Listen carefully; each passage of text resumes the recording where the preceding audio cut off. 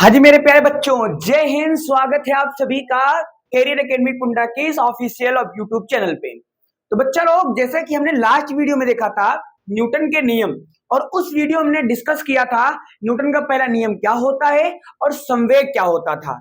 उसी सीरीज में आज हमारे पास इस लेक्चर में, लेक्चर नंबर 4 में हम बात करने वाले न्यूटन का द्वितीय नियम। तो न्यूटन का द्वितीय नियम क्या होता है और इसके जो एप्लीकेशन होते हैं वो हमारे लाइफ में कैसे यूज होते हैं, और भी छोटी छोटी जो चीजें होती हैं आज की इस लेक्चर में हम लोग डिस्कस करने वाले हैं। ठीक है, तो चलिए स्टार्ट करते हैं। आप लोग बढ़िया हो एकदम, कोई दिक्कत कोई तकलीफ कोई प्रॉब्लम रहा करे तो आप जरूर एक बार कमेंट कर दिया करो, ताकि मुझे भी वो प्रॉब्लम आपकी पता चले कि हाँ कहाँ पे क्या प्रॉब्लम आ रही है। हालांकि अपने तरफ से मैं चीजों को 100% करने का पूरा ट्राई कर रहा हूँ। चलिए, तो न्यूटन का द्वितीय नियम। तो न्यूटन का द्वितीय नियम क्या होता है भैया, कि किसी वस्तु पर कार्यरत बल, मतलब कि जब हम किसी वस्तु पर क्या लगाएं, बल लगाएं, क्या लगाएं, बल लगाएं, तो किसी वस्तु पर कार्यरत बल उसके संवेग परिवर्तन की दर, संवेग परिवर्तन की दर के अनुक्रमानुपाती होता है। अब देखो, इतना सिंपल सी बात है ये। हो सकता है ऐसे आपको न याद हो, बट अभी फॉर्मूला लिखूंगा तो ये याद हो जाएगा। और इसीलिए मैं आपको बार बार बोलता रहता हूं, चिल्ला चिल्ला के बोलता हूं कि फिजिक्स में सबसे ज्यादा अगर कुछ इंपॉर्टेंट है तो वो है फॉर्मूला। चलो आ जाओ स्टार्ट करते हैं। हमें क्या बताया गया, किसी वस्तु पर लगने वाला बल, तो मैंने बोला बल क्या है, एफ है। और फिर बोल रहा है कि किसी वस्तु पर कार्यरत बल, लगने वाला बल एफ, संवेग, तो संवेग का मतलब क्या होता है, पी, तो मैंने लिख दिया पी। और फिर क्या लगा, परिवर्तन, तो परिवर्तन का मतलब क्या होता है, डेल्टा। यस, जब हम फिजिक्स पढ़ते हैं तो फिजिक्स में परिवर्तन को दिखाने के लिए, चेंजेस को दिखाने के लिए डेल्टा लगाते हैं। तो संवेग डेल्टा पी का मतलब संवेग परिवर्तन। और फिर क्या, संवेग परिवर्तन की दर, तो दर का मतलब क्या होता है, बटे में आता है टाइम। कभी भी पूरी फिजिक्स में अगर बोलेगा दर, तो दर का मतलब बटे में टाइम आएगा। तो यहाँ पे क्या आ जाएगा, डेल्टा टी आ जाएगा। और कह रहा है कि दर के अनुक्रमानुपाती होता है, मतलब कि यहाँ पे ये वाला साइन आएगा। और ये होता है हमारे पास न्यूटन का द्वितीय नियम। क्या होता है कि जो हमारे पास बल होता है किसी वस्तु पर जो कार्यरत होता है, वो संवेग परिवर्तन की दर, संवेग परिवर्तन की दर के अनुक्रमानुपाती होता है। अब आपको पता होगा, अगर मैं यहां से इस प्रपोजनल के चिन्ह को हटाऊंगा तो क्या आएगा, बराबर। क्या आता है, बराबर। और बराबर के साथ में क्या आता है, कुछ ना कुछ कांस्टेंट आता है, नियतांक आता है। तो यहाँ पे नियतांक क्या आएगा, के। और ये क्या हो जाएगा, ये हो जाएगा डेल्टा पी अपॉन का डेल्टा टी हो जाएगा। ठीक है, चलो मुझे ये पता है कि के बराबर क्या हो गया, एक। के बराबर क्या हो गया, एक। कहने का मतलब माध्यम से यहाँ पे के क्या होता है, माध्यम होता है। के क्या होता है, माध्यम होता है, कि जो चीजें हम पढ़ रहे होते हैं उसका माध्यम से कैसे प्रभाव पड़ता है। तो यहाँ पे के का मान एक है, इसका मतलब कि लगभग लगभग हर माध्यम में ये कंसेप्ट सेम होने वाला है, इसलिए हमने इसका मान कितना मान लिया, एक मान लिया। अगर ये अलग अलग होता तो इसका मान अलग अलग रखा जाता। ठीक है, तो यहाँ पे के का मान कितना रखेंगे, एक। तो ये हो जाएगा एफ बराबर डेल्टा पी अपॉन का डेल्टा टी, एफ बराबर delta P upon delta T. तो जो बल है वो संवेग परिवर्तन की दर के अनुक्रमानुपाती होता है, उसके बराबर होता है। आई होप आपको इतनी बात मेरी समझ में आई होगी। चलो, तो ये हमारे पास एक कंसेप्ट निकल के आया। दूसरा, जब इसी को हम दूसरा बढ़ते हैं तो हम लोग क्या करने वाले हैं, अब इसमें कुछ हम लोग चेंजेस करने वाले हैं। ध्यान देखिएगा आप लोग। ठीक है, जैसे यहाँ पे क्या लिखा है, एफ बराबर delta P by delta T. तो हमें सबको पता है, लास्ट वीडियो में पढ़ा, पी बराबर क्या होता है, एमवी होता है। पी बराबर क्या होता है, एमवी। ये क्या है, ये संवेग। संवेग क्या होता है, द्रव्यमान एम और वेलोसिटी v के गुणनफल को क्या बोलते हैं, संवेग बोलते हैं। आगे आ जाओ, आगे जब बढ़ते हैं तो हमने देखा F equal to delta P. Delta P, तो पी की जगह मैंने क्या रख दिया, mv। तो यहाँ पे आ जाएगा डेल्टा और ये हो जाएगा mv, और अपॉन में क्या आ जाएगा, डेल्टा टी आ जाएगा। ठीक है, चलो अब मैं इस डेल्टा के अंदर मल्टीप्लाई करूंगा, क्योंकि डेल्टा बाहर लिखा है और ब्रेकेट के अंदर mv लिखा है। तो मैं यहां से कर देता हूं, शायद नीचे ना दिखे। तो मैंने यहाँ पे लिखा, देखना, F इक्वल टू, देखो डेल्टा के अंदर मल्टीप्लाई करेंगे तो ये हो जाएगा डेल्टा एम वी अपॉन का क्या हो जाएगा, डेल्टा टी हो जाएगा। कोई दिक्कत नहीं है, होनी भी नहीं चाहिए। अब सुनना मेरी बात, अब मान लो कि डेल्टा एम, तो डेल्टा के साथ में कौन है, एम है, और वी उसके पीछे। तो मैं क्या कर रहा हूं, मैं डेल्टा को वी के साथ दे रहा हूं। अच्छा, इसका मतलब क्या हो रहा है, मैं यहां पे पढ़ रहा हूं वेग में परिवर्तन। सर द्रव्यमान में परिवर्तन नहीं हो सकता क्या, बिल्कुल हो सकता है, अभी उसके बारे में बात करेंगे। लेकिन सबसे पहले वेग में परिवर्तन, तो अगर यहां बात करेंगे तो हो जाएगा F इक्वल टू एम बाहर आ गया डेल्टा इसके साथ, तो ये हो जाएगा delta we upon delta T, delta we upon delta T. अच्छा क्या लिखा है, ये लिखा है वेग में परिवर्तन की दर, वेग में परिवर्तन की दर। और जो वेग में परिवर्तन की दर होता है उसे क्या बोलते हैं हम लोग, त्वरण बोलते हैं, एक्सीलरेशन बोलते हैं। तो यहाँ पे क्या आएगा, एफ बराबर ये हो जाएगा एम, और इसकी जगह पे क्या आ जाएगा, इसकी जगह पे आ जाएगा ए, तो ये हो जाएगा एफ बराबर एम में हो जाएगा। समझ में आया, एफ बराबर एम में हो जाएगा। अब यहाँ पे एम क्या है, मास है, ए क्या है, एक्सीलरेशन है। अब हमें क्या करना है, हमें इनमें भी संबंध को निकालना है कि कैसे होता है, चलो देखते हैं। अब यहाँ पे कुछ मतलब आप मान लीजिए कि कुछ नोट पॉइंट है, ठीक है, सुना, मैं कुछ स्थितियां दे रहा हूं, सिचुएशन दे रहा हूं, समझ जाना, काफी सीखोगे, हमारे जीवन में भी इसका बड़ा रोल रहता है। देखना, हमें क्या बताया जा रहा है कि अगर हमारे पास एक वस्तु है, नहीं दो वस्तु है, ठीक है, तो एक वस्तु यहां पे रखी गई है और एक वस्तु मेरे पास यहां पे रखी गई है, इस प्रकार से, ठीक है, चलो ठीक है। उसके बाद यहां पे जो वस्तु है इसका मान है 5 किलोग्राम, और यहां पे जो वस्तु है इसका मान है 10 किलोग्राम। द्रव्यमान, एक वस्तु का द्रव्यमान 5 किलोग्राम, एक वस्तु का द्रव्यमान 10 किलोग्राम है, और इस वस्तु के ऊपर क्या लगाया जा रहा है, बल, क्या लगाया जा रहा है, बल। तो मैंने यहाँ पे क्या लगा दिया, इस वस्तु के ऊपर बल लगाया, धक्का लगा दिया। उसके बाद ये कह रहा है कि ए, अब मैं कह रहा हूं इसका जो त्वरण है इस वस्तु का, भाई धक्का मान लो लगा और मान लो वस्तु गतिमान हो गई, तो इसका जो त्वरण है वो, इसका त्वरण है 2 मीटर बटे सेकेंड, 2 मीटर बटे सेकेंड, और इस वस्तु का भी त्वरण कितना है, 2 मीटर बटे सेकेंड है, 2 मीटर बटे सेकेंड है। तो मैं सवाल हमसे ये बोला जा रहा है कि जरा बताइए, अगर कोई 5 किलोग्राम की वस्तु 2 मीटर बटे सेकेंड के वेग से गतिमान है, 10 किलोग्राम की वस्तु 2 मीटर बटे सेकेंड के वेग से गतिमान है, और मैं क्या लगाऊं, ब्रेक लगाऊं, क्या लगाऊं, ब्रेक लगाऊं, तो जरा हमें बताइए कौन सी वस्तु को रोकने के लिए मुझे ज्यादा बल की आवश्यकता होगी, या कौन सी गाड़ी को रोकने के लिए मुझे ज्यादा बल लगाना पड़ेगा। आप ऐसे दिमाग रखो, हमारे पास दो ट्रक है, एक ट्रक खाली है और एक ट्रक भरा हुआ है, तो जो ट्रक खाली होगा उसका द्रव्यमान कम, जो ट्रक भरा होगा उसका द्रव्यमान ज्यादा। तो यहाँ पे ट्रक से मतलब नहीं, यहाँ मतलब है कि एक का द्रव्यमान कम है और एक का द्रव्यमान ज्यादा है, और दोनों का जो एक्सीलरेशन है वो सेम है, दोनों का एक्सीलरेशन सेम है। अगर दोनों का एक्सीलरेशन सेम है और दोनों पे एक साथ ब्रेक लगाया जाए, मान लो कि 10:02 पे दोनों में ब्रेक लगाया जाए, तो जरा हमें बताइए कि सबसे पहले कौन सा ट्रक रुकेगा, तो ये हमको ये रिलेशन बताएगा। अब देखो, अगर मैं बोलूं कि ए को हटा दें, ए को क्या कर दें, हटा दें, नियतांक है, तो अगर मैं यहां से निकालूं तो ए को अगर मैं नियतांक मान लूं, तो जो यफ है और जो यम है वो दोनों अनुक्रमानुपाती आएंगे। क्या आएगा, अनुक्रमानुपाती आएगा।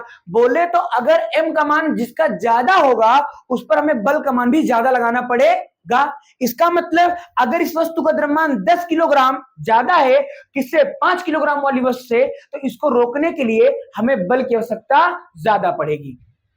बोलो बोलो बोलो, समझ में आया। अब बोलो बोलो बोलो, तुम लोग बोलोगे सर बोलो बोलो बहुत बोलते हैं क्लास में तो ये हमारे पास हो गया। यहाँ पे ग्राफ बनाओगे तो एक समान बनेगा, इधर हो जाएगा एफ, इधर क्या हो जाएगा, एम हो जाएगा। ठीक है, तो समझ में आ गया होगा कि जिसका द्रव्यमान ज्यादा होगा, जिसका द्रव्यमान ज्यादा होगा उसको रोकने के लिए बल की भी आवश्यकता ज्यादा होगी। क्लियर हुआ होगा। चलो एक कदम आगे आते हैं, मेरा मतलब तो इधर मैं पीछे लिख रहा हूं, समझ जाना, ठीक है भाई, उधर मेरे पास जगह नहीं है। इसी सूत्र को मैं फिर से आगे ला रहा हूं, तो इसी सूत्र को मैंने फिर से यूज किया, एफ बराबर एम ए। एक मिनट चेक कर ले, सब कुछ विजिबल है सही से, हाँ ठीक है। तो F बराबर क्या है, एम ए है। अब F बराबर एम ए में मैं अब की बार, मैंने तो F और M के बीच में रिलेशन देख लिया, अब की बार मैं A और M के बीच में रिलेशन देखूंगा, संबंध देखूंगा कि दोनों एक दूसरे पे कैसे निर्भर रहते हैं। आ जाओ, चलो सभी लोग का फोकस यहाँ पे आ जाए फटाफट। देखो देखो देखो, यहाँ देखो, F बराबर एम ए, F बराबर एम ए। मैंने क्या किया, एक उधर भेज दिया, जब मैं एक उधर भेजूंगा तो हो जाएगा M बराबर F अपॉन ए, F अपॉन ए बराबर क्या आ जाएगा, M आ जाएगा। ये A लिखा है, क्या लिखा है, A लिखा है, ठीक है। तो ये क्या हो गया, M बराबर F अपॉन ए। मैं क्या कह रहा हूं कि यहां पे मैंने मान लो हमारे पास दो वस्तुएं हैं, सेम कंडीशन। कितनी वस्तुएं, दो वस्तुएं हैं, और एक वस्तु के ऊपर बल लगा रहा हूं, दूसरी वस्तु के ऊपर मैं बल लगा रहा हूं, और दोनों वस्तुओं के ऊपर मैं बल बराबर लगा रहा हूं।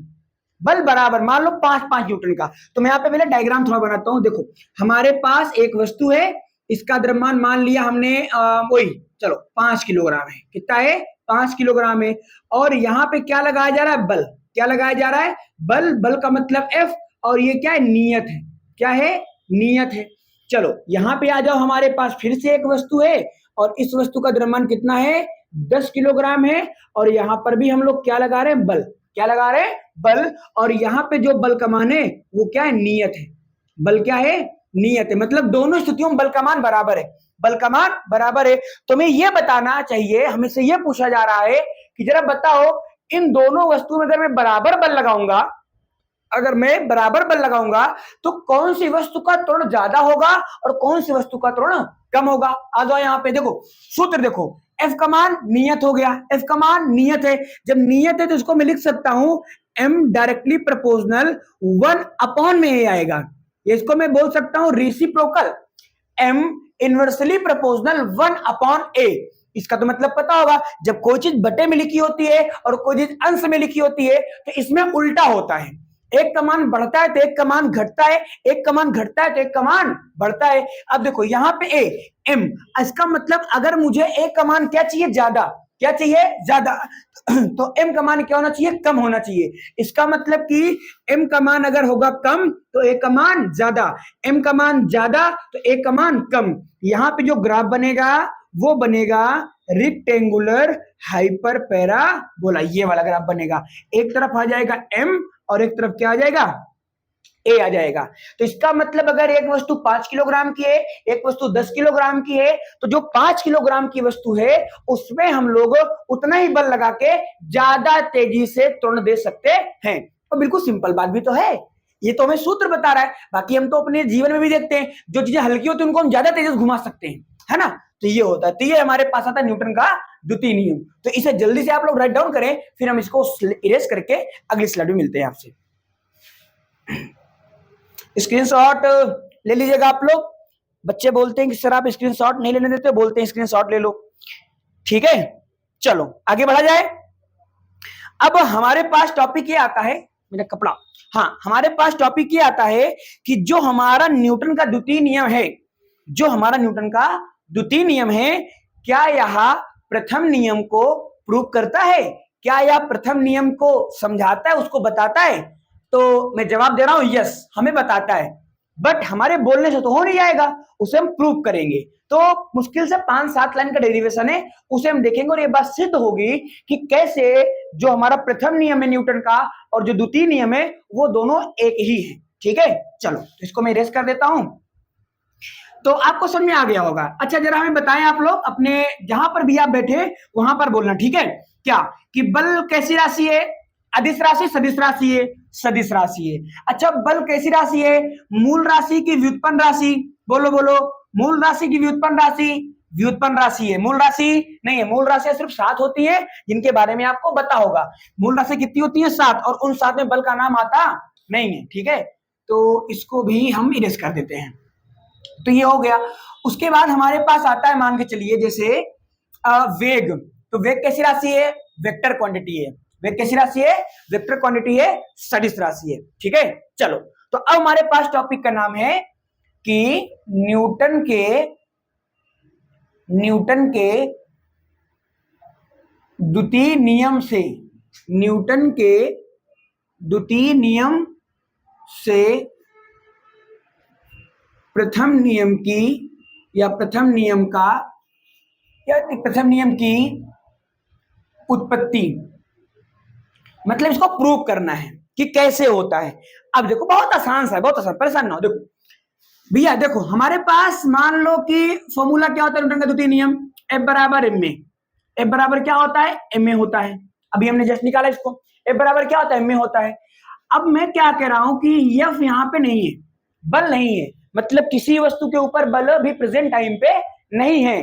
क्योंकि भाई देखो बल लगा दोगे तो उसकी अवस्था बदल जाएगी। तो मैं क्या कर रहा हूं, बल नहीं है, अब वस्तु की जो अवस्था होगी वो सब बताएगा। लेकिन ध्यान सुनना, तो बल अभी मैं नहीं लगा रहा हूं, तो इसका मतलब बल का मान क्या हुआ? 0। क्या हुआ? 0। अब अगर बल का मान 0 है तो मैं यहां लिख दे रहा हूं, अच्छा हिंदी में भी, बल अनुपस्थित है। बल बल क्या है, अनुपस्थित है। तो बल यहाँ पे क्या है, एब्सेंट है, उपस्थित नहीं है। F बराबर क्या आ गया, एम ए, F बराबर एम ए। अब सुनना ध्यान से, अगर बल का मान 0, F का मान 0, तो यहाँ मैंने लिख दिया 0, और 0 बराबर क्या हो जाएगा, एम ए, तो मैंने लिख दिया एम ए, 0 बराबर एम ए। अब देखो मैं क्या करूंगा, यहां से एक बार m का मान निकालूंगा, एक बार a का मान निकालूंगा। तो जब मैं यहां से m का मान निकालूंगा, तो जब m का मान आएगा तो a आएगा बटे में, तो हो जाएगा 0 बटा a, और बराबर क्या हो जाएगा m, और इसको जब डिवाइड करोगे तो 0 आएगा, और 0 बराबर क्या हो जाएगा m। क्या ये सही है क्या, m का मान कभी 0 हो सकता है क्या, बोलो, खुद बोलो ना। अगर हमारे पास कोई वस्तु है और उसी वस्तु पर हमको पढ़ना है, तो क्या उसका द्रव्यमान कभी 0 हो सकता है, कभी हो ही नहीं सकता, ऐसा पॉसिबल नहीं है। तो इसका मतलब कि ये क्या होगा, m का मान 0 नहीं होगा, पहली बात तो। अच्छा, तो ये वाला तो एक, चलो इसको आप नोट कर लेना अलग से, ठीक है। ये तो हमारे पास एक बात आ गई। अब इसी को मैं आगे फिर से कर रहा हूं, अब की बार मैं m को इधर भेज रहा हूं, अब की बार मैं m को इधर भेज रहा हूं। जब मैं m को इधर भेजूंगा तो ये हो जाएगा 0/m बराबर क्या हो जाएगा a, इसी का उल्टा किया है, 0/m बराबर क्या हो जाएगा a। अब जो 0/m है, इसको जरा डिवाइड करो, इसको डिवाइड करोगे तो फिर 0 आएगा, तो यहाँ पे क्या आ गया 0, और 0 बराबर क्या आ गया a। अच्छा एक सेकेंड, a का मान क्या आ गया 0, तो क्या a का मान 0 हो सकता है, बिल्कुल हो सकता है। कब हो सकता है, अब देखो कब हो सकता है, तो a का मान 0 दो सिचुएशन में हो सकता है। एक तो हो सकता है विरामावस्था में, कहां हो सकता है, विरामावस्था में। भैया जब कोनो वस्तु गतिमान नहीं है तो उसमें त्वरण तुम कहां से लाओगे भाई, नहीं हो सकता। तो इसलिए a का मान विरामावस्था में 0 हो सकता है, और दूसरा गतिमान अवस्था में हो सकता है। अरे वाह, ये तो बहुत बढ़िया बात है। तो a का मान गतिमान विरामावस्था और गतिमान अवस्था दोनों में a का मान 0 हो सकता है।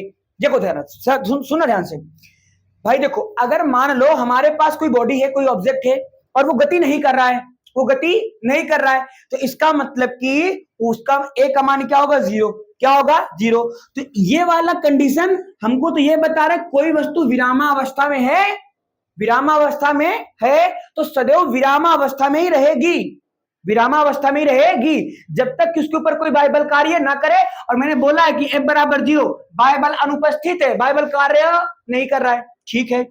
अच्छा फिर आ रहा है a बराबर 0, तो a बराबर 0 हो सकता है, बिल्कुल हो सकता है बराबर 0। कब, देखो जब गतिमान अवस्था में हो और वस्तु जो है भाबू जी वो एक समान गति कर रही हो। कैसी गति कर रही हो, एक समान। सर एक समान, देखो क्योंकि जो त्वरण होता है उसकी परिभाषा होती है वेग परिवर्तन की दर, वेग परिवर्तन की दर। अगर वेग परिवर्तन हो रहा है तो त्वरण होगा, मतलब वेग, मतलब मान लो कोई चीज 10 मीटर से 12, 13, 14 ऐसे बढ़ जाए, ये 10 मीटर से 9, 8, 7, 6 ऐसे घट जाए, तो वेग में परिवर्तन होगा, तो वहां पे एक्सीलरेशन होगा। और अगर वेग में परिवर्तन नहीं होगा तो वहां पे एक्सीलरेशन नहीं होगा। इसका मतलब कि अगर कोई वस्तु गतिमान है तो सदैव गतिमान रहेगी, यही तो बोल रहा है। अगर कोई वस्तु गतिमान है सदैव गतिमान रहेगी, तो गतिमान अवस्था होनी चाहिए, लेकिन कैसी गतिमान होनी चाहिए, एक समान। कैसी होनी चाहिए, एक समान गति करना चाहिए। और यही तो होता है न्यूटन का प्रथम नियम। क्या होता है कि यदि कोई वस्तु विरामावस्था में है तो देखो a का मान 0 हमेशा विरामावस्था में रहेगा जब तक कि उसके ऊपर कोई बाह्य बल कार्य ना करे। यदि कोई वस्तु a का मान 0 गतिमान अवस्था में तो वो एक, तो वह सदैव गतिमान ही रहेगा जब तक उसके ऊपर कोई बाह्य बल कार्य ना करे, ठीक है। तो यही हमारे पास निष्कर्ष आता है। और जो ये मतलब न्यूटन का द्वितीय नियम है, ये हमें प्रूव करके बताता है, खुद बता रहा है कि यस मैं न्यूटन के प्रथम नियम को प्रूव करता हूं और बताता हूं कि जो न्यूटन का प्रथम नियम है वो न्यूटन के द्वितीय नियम से ही आता है, ठीक है। तो इसे जल्दी से आप लोग राइट डाउन करें, फिर आगे नया टॉपिक आते हैं। हाँ जी बच्चा पार्टी, तो अब है हमारे पास नया टॉपिक जिसका नाम क्या है, आवेग। क्या नाम है, आवेग नाम है। और इसे हम लोग क्या बोलते हैं इंग्लिश में, इंपल्स बोलते हैं। क्या बोलते हैं, इंपल्स बोलते हैं। एक होता है पिंपल्स, तो पिंपल्स तो अलग बात होती है ना, जानते होंगे आप लोग। ये इंपल्स लिखा हुआ है, ठीक है। तो जरा देखते हैं इंपल्स क्या होता है, सुना ध्यान से। तो उसकी परिभाषा तो मैंने नीचे लिखी हुई है, बट इसके लिए मैंने इस परिभाषा में एक वर्ड लिखा है। क्या लिखा है, आवेगीय बल। आवेगीय बल, तो उसको समझाने के लिए मैंने ये लाइन लिखा है, देखो ध्यान से। कह रहा है जब किसी वस्तु पर बड़े परिमाण का बल अत्यंत सूक्ष्म समय के लिए लगे तो उसे आवेगीय बल कहते हैं। क्या बोलते उसे, आवेगीय बल कहते हैं, इंपल्सिव फोर्स बोलते हैं। सुना ध्यान से, देखो जैसे मान लो क्रिकेट, तो जब क्रिकेट में कोई जो क्रिकेटर जो मतलब जो बैट्समैन होता है, जब वो हाथ में अपने बैट को लेकर रुका रहता है, तो उधर से मान लो बॉल आ रही है, तो वो बहुत तेजी से बल्ले घुमाता है। अब उसका परिमाण क्या, बहुत ज्यादा, जो बल्ले से मारता है बहुत पूरी ताकत से मारता है ना, तो इसीलिए क्या, बड़े परिमाण का, मतलब परिमाण क्या होना चाहिए, बल का ज्यादा होना चाहिए। और कह रहा अत्यंत सूक्ष्म समय के लिए, मतलब कि जो बॉल आई और बल्ले पे टकराई, तो देखो वो बहुत छोटे समय के लिए लगता है। तो जब उन दोनों का हम मान निकालेंगे समय के लगे, तो उसे क्या बोलते हैं, आवेगीय बल बोलते हैं। क्या बोलते हैं उसे, आवेगीय बल बोलते हैं। अब सुनना, आवेग क्या होता है, तो वही जो आवेगीय बल आया और जो समय अंतराल हुआ, जो समय अंतराल जिसमें उसको लगा, जिसमें चोट उसने पहुंचाई गेंद को, समय अंतराल के गुणनफल को आवेग कहते हैं।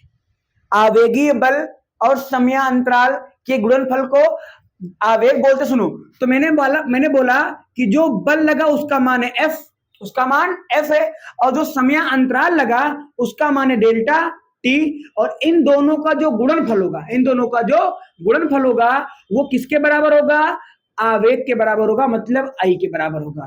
तो I बराबर क्या हो गया, F इंटू डेल्टा T हो गया। तो आवेग क्या होता है, जो बल होता है और जो समय अंतराल होता है, दोनों का मल्टीप्लाई कर देंगे तो क्या कहलाएगा, आवेग कहलाएगा। क्लियर हुआ। चलो अब इसका हम लोग क्या देखते हैं, मात्रक देखते हैं।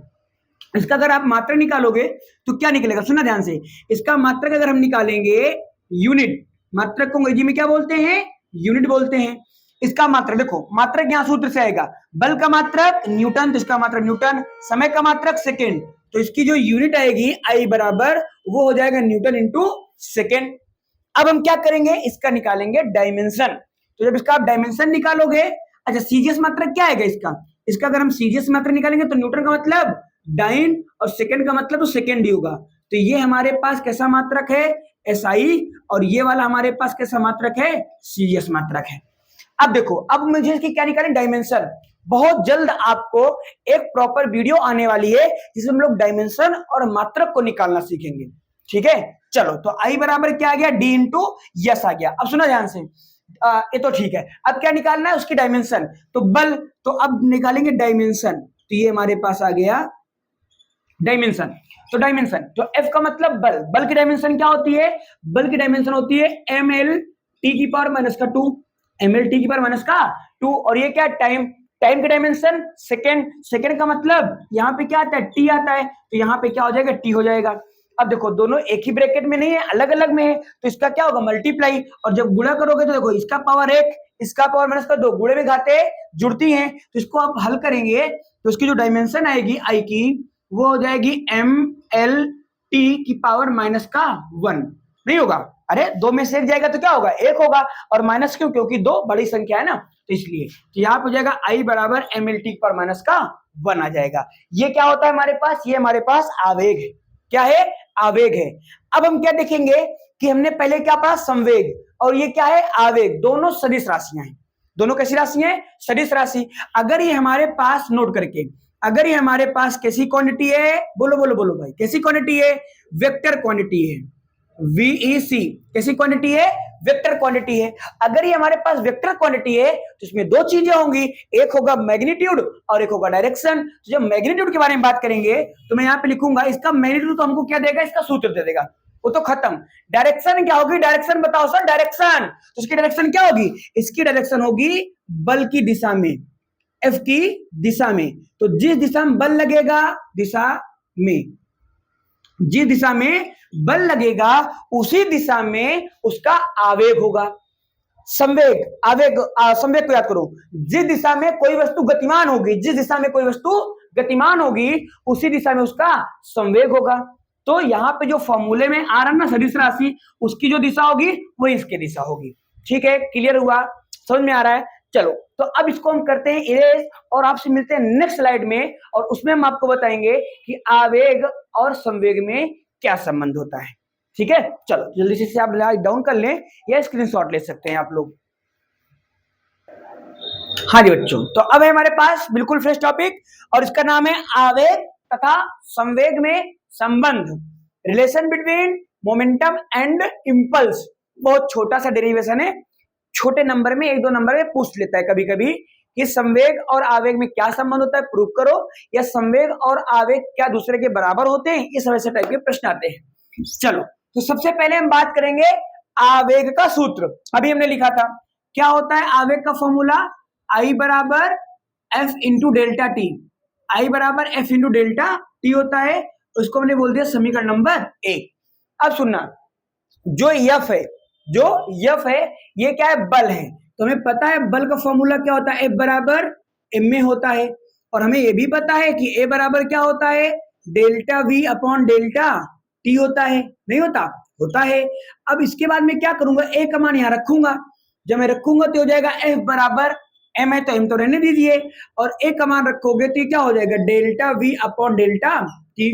क्यों रख दिया सर, क्योंकि वेग परिवर्तन की दर त्वरण कहलाती है, एक्सीलरेशन होता है change in velocity respect to time, change in velocity respect to time is called acceleration. अब चलिए, तो जब मैं यहाँ पर अब मैं क्या कर सकता हूं, मैं इस f का मान मैं समीकरण 1 में रख रहा हूं, तो मैं लिख देता हूं f का मान समीकरण 1 में रखने पर, f का मान समीकरण 1 में रखने पर जब रखते हैं, अब मैं रखूंगा तो हो जाएगा I बराबर F, तो रखो F का मान कितना है, इस F का मान है m into delta V upon delta T, यही तो है F की जगह पे m into delta V upon delta T, और उधर क्या बचा है डेल्टा T, तो यहां मैंने क्या लिख दिया, डेल्टा T लिख दिया। अब देखो ये डेल्टा T से ये डेल्टा T कट जाएगा, तो क्या बचेगा, I बराबर m into delta V, I बराबर m इंटू डेल्टा V। अब जरा याद करो, अभी जस्ट पढ़ा के आ रहा हूं कि P बराबर क्या होता है mv, P बराबर क्या होता है mv, तो यहाँ पे लग गया डेल्टा, इससे कोई मतलब नहीं है, कोई दिक्कत नहीं, यहाँ पे क्या है v का मतलब चेंज वेलोसिटी में कुछ परिवर्तन हो रहा है, तो m into delta v, m into v, तो m इंटू v होगा तो वहां p लिख सकता हूं, तो यहाँ मैं p लिख सकता हूं, इसका मतलब I बराबर p। अरे ये क्या, ये तो जो हमारा इंपल्स है और जो हमारा मोमेंटम है ये दोनों बराबर आ गए और दोनों एक ही होते हैं, जी बिल्कुल। तो कहीं सवाल में अगर हमको मोमेंटम निकालना हो तो आप उसका इंपल्स निकाल सकते हो, कहीं हमें इंपल्स निकालना हो तो आप मोमेंटम निकाल सकते हो, और दोनों का मान हर स्थितियों में बराबर आएगा।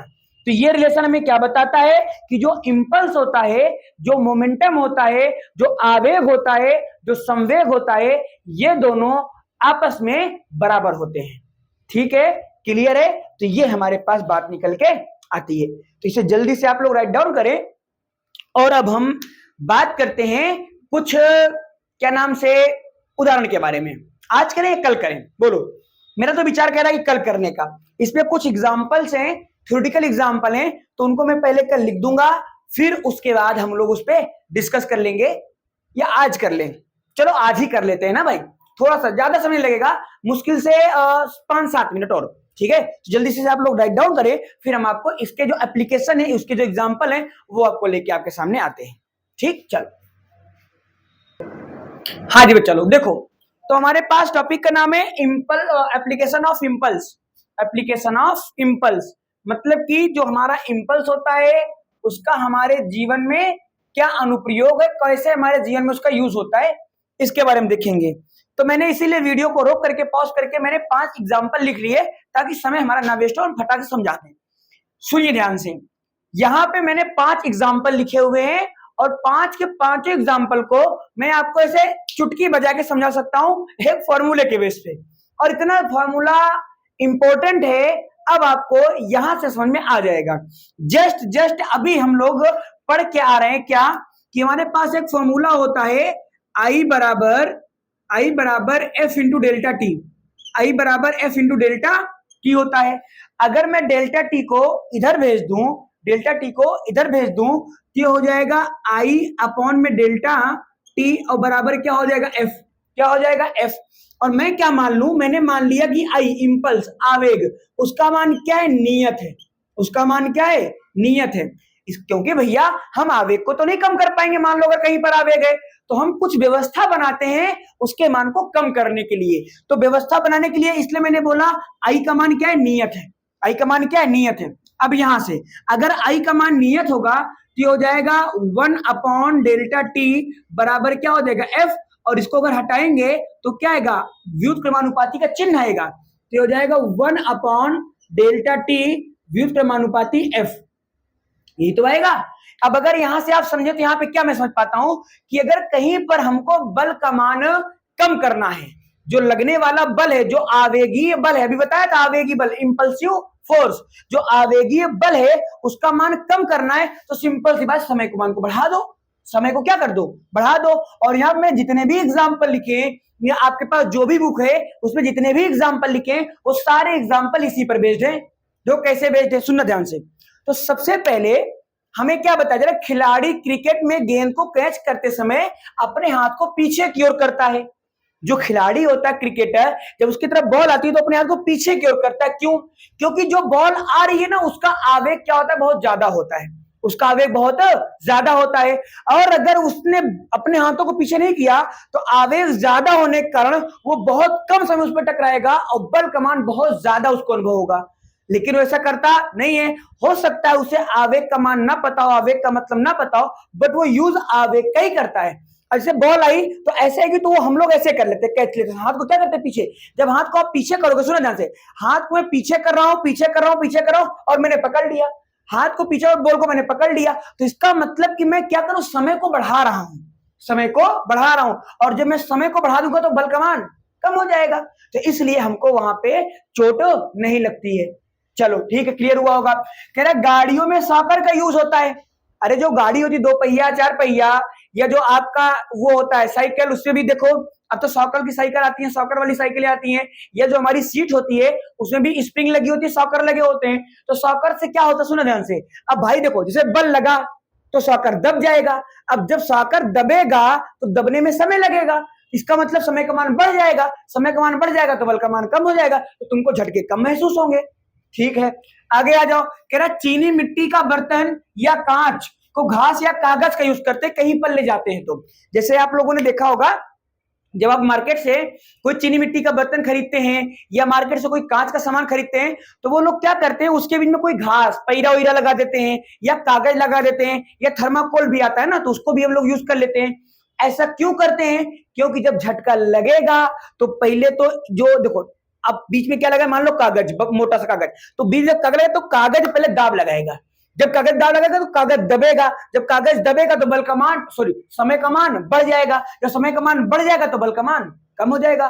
मुझे हर स्थिति में क्या करना है, समय को बढ़ाना है, समय को बढ़ाना है। आगे आ जाओ। कह रहा ऊंचाई से फर्श पर या गद्दे पर कूदना। मान लो मैंने आपको छत पे बोल दिया चलो चलो, और छत पे तुम चढ़ गए और मैंने बोला छत से चलो छलांग लगा दो। अब जब तुम छत से छलांग लगाओगे तो क्या होगा, अब मान लो कि छत पे एक तरफ रखा है गड्ढा और एक तरफ फर्श है, और जब मतलब नीचे कूदना है छत से, हाँ जमीन की तरफ, और तुम छत पे उछलो, छत पर ही कूद जाओ, बोलो मैं तो एक्स्ट्रा ऑर्डिनरी हूं, ऐसा कुछ नहीं है। ठीक है, तो मान लो गड्ढा इधर रखा है और इधर फर्श है, तो अगर आप फर्श पे कूदोगे तो गड्ढे पे कूदने लायक नहीं बचोगे, आपका पैर टूट सकता है। लेकिन अगर आप गड्ढे पे कूदते हो तो आपको चोट कम लगती है। क्यों? क्योंकि जब गड्ढे पे हम कूदेंगे तो गड्ढा दबेगा, जब गड्ढा दबेगा तो समय का मान बढ़ जाएगा और बल का मान कम हो जाएगा। तो इसलिए अगला क्या है हमारे पास, सर्कस का कलाकार ऊंचाई से जाली पर कूदता है। आप लोगों ने सर्कस में देखा होगा, इधर एक व्यक्ति होता है, एक व्यक्ति इधर होता है, और इस वाले छोर से व्यक्ति को हवा में खींच कर उधर ले जाता है, ऐसे पकड़ पकड़ के, और जो व्यक्ति होता है बाद में उसे कूद भी जाता है। क्यों कूद जाता है, कहां कूदता, जमीन पे नहीं, नीचे जाली लगी होती है, जाली। आप सुना है भाई, जाली में तुम कूदोगे, जाली दब जाएगी, जाली दबेगी, समय बढ़ेगा तो बल का मान कम हो जाएगा। क्लियर हुआ? ऐसी चीजें होती हैं। तो आज के इस दमदार सेशन को हम यहीं पे करते हैं इसका समापन। और क्या नाम से, और कोई जानकारी अभी हाल फिलहाल के लिए नहीं, हाँ यही जानकारी कि आने वाले 2 से 3 दिन के अंदर आपको एक वीडियो मिलेगी जिसमें हम लोग यूनिट कैसे निकालते हैं और फॉर्मूला से यूनिट डायमेंशन कैसे निकालते हैं उसको देखेंगे। छोटी सी वीडियो होगी, 20-25 मिनट के अंदर हम पूरा क्रिस्टल क्लियर करेंगे। तो फिर जो आपके डाउट होते हैं क्लास 11th में, वो क्लास 12th में पहुंच जाएंगे अभी 3 महीने बाद, तो वहां पे हमें प्रॉब्लम होगी, तो ऐसी प्रॉब्लम आपको ना आए। ठीक है, तो मिलते हैं नेक्स्ट वीडियो में। और आपको वीडियो कैसा लगा, वीडियो में कैसा लगा, वीडियो में पढ़ने में कैसा लगा आपको, वीडियो क्वालिटी कैसी है, सब कुछ बढ़िया है, तो आप वीडियो में एक बढ़िया पॉजिटिव कमेंट जरूर करके जाया करो। और कुछ मत किया करो। तो ये जरूर लिख के जाया करो कि कुछ जो भी आपने पढ़ा, आज आपने क्या पढ़ा, आवेग, तो आप लिख सकते हो कि आवेग और संवेग बराबर होते हैं। आप ये लिख सकते हो कि आवेग का मान अगर हमें क्या नाम से, अगर समय का मान को बढ़ा देंगे तो बल का मान कम हो जाता है। ये सब आप कुछ भी लिख दिया करो अपने आप को, जो भी आज अपनी क्लास में पढ़ा, ठीक है। तो इससे आपको प्रेजेंस भी हो जाता है और आप ये भी रहता है कि चलो भी एक कमेंट भी कर दिया और हमारे पास भी एक नोटिफिकेशन मिल जाता है कि चलो हमने बच्चे जो हैं इतने कनेक्टेड हैं, ठीक है। तो मिलते हैं आपसे नेक्स्ट वीडियो में। अपना ध्यान रखें, आप लोग पढ़ाई करते रहें दमदार तरीके से। क्लास 11 तो हम कर ही रहे हैं, इसी साथ हम जब हम आगे बढ़ेंगे तो इसी एनर्जी के साथ हम लोग क्लास 12 को भी शुरुआत करेंगे। तो हमारा मोटिव ये होगा कि इस चैप्टर के साथ साथ में जो क्लास 10 11th में 12th के लिए बहुत इंपॉर्टेंट होता है उसको भी हम लोग क्या करेंगे, समाप्त करेंगे। तो आप लोग ऐसे ही अपना प्यार, सपोर्ट और ऐसे ही अपना बनाए रखिएगा, मजा आएगा, बेहतरीन होगा, ठीक है। बाय बाय, टेक केयर, जय हिंद।